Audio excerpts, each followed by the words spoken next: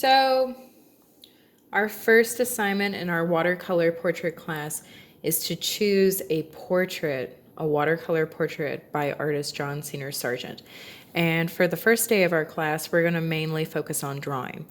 So our class time is going to be devoted to solidifying our linear placement, linear meaning line, and placement meaning placement of the subject on our surface. So you may work with cold pressed paper or hot pressed watercolor paper.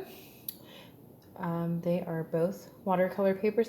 So I chose a watercolor by John Senior Sargent, and so you may reference your watercolor painting by John Senior Sargent on another tab on your laptop, or you may print off the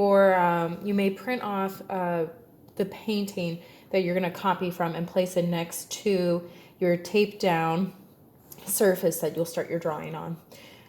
So I'm mindful of the amount of space at the top of the page, because for a portrait, compositionally, we don't want our subject to be crammed all the way at the top of the page. We want enough room. And I'm looking at the distance of my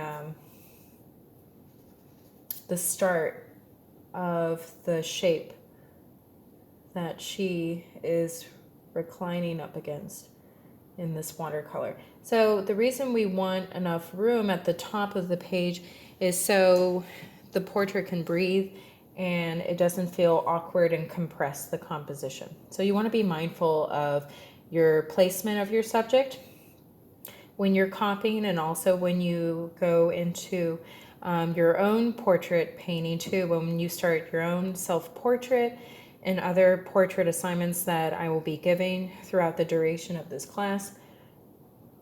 You want to be mindful of the placement, and you want to leave a little bit of breathing room at the top of the page. So see how I'm starting with a line, and I started right here at the very top of the page, and I'm keeping it linear. Try to keep your lines soft and quiet. I have a tendency to be heavy-handed, but when we're working with watercolor, we don't want to carve into our paper or see a really defined line. We want it still to be quiet, because we want to feature the material and hide the underdrawing. So just be mindful of the negative spaces, the negative space in your composition and placement. And just start at the top and work your way down. Think macro to micro. So start with the bigger shapes.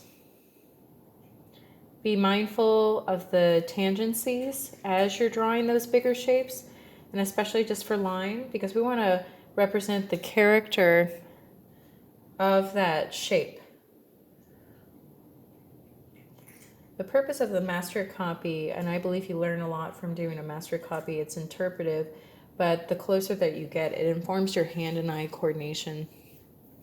But you learn a lot from it. You learn about the drawing, the artist's hand, the application of material, placement, composition, type of line, type of application of watercolor. For instance, this master copy is a watercolor, and this is a watercolor class. So this approach, when you look at John Senior Sargent's watercolors, this is wet media, so it's our watercolor on dry paper. It's one of the versions of a wet into wet technique. But also,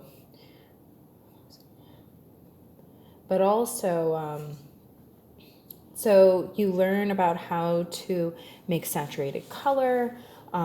What's the difference between visually a saturated color versus a wash? So later on, I will give those examples. Also, in John Singer Sargent's watercolors, his watercolor portraits of people, for his lightest lights, he would use touches of gouache. Watercolor was a medium that was often used as a sketching medium in the 19th century. And so to make those lightest lights, he would use gouache. Same with Thomas Eakins. People typically didn't use China white. They used white gouache. If you go to museums or look at works on paper with watercolor, you'll see where it'll describe like opaque watercolor or with touches of opaque watercolor, and they're referencing gouache. So that is my start. So you're just starting at the top, you're working your way down, you're being mindful of the shapes.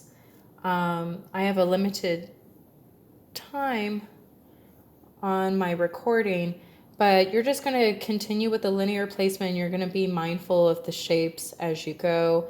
And we're just going to focus on our linear drawing. So you're going to be mindful of your line drawing and the placement of the form on the page. Okay.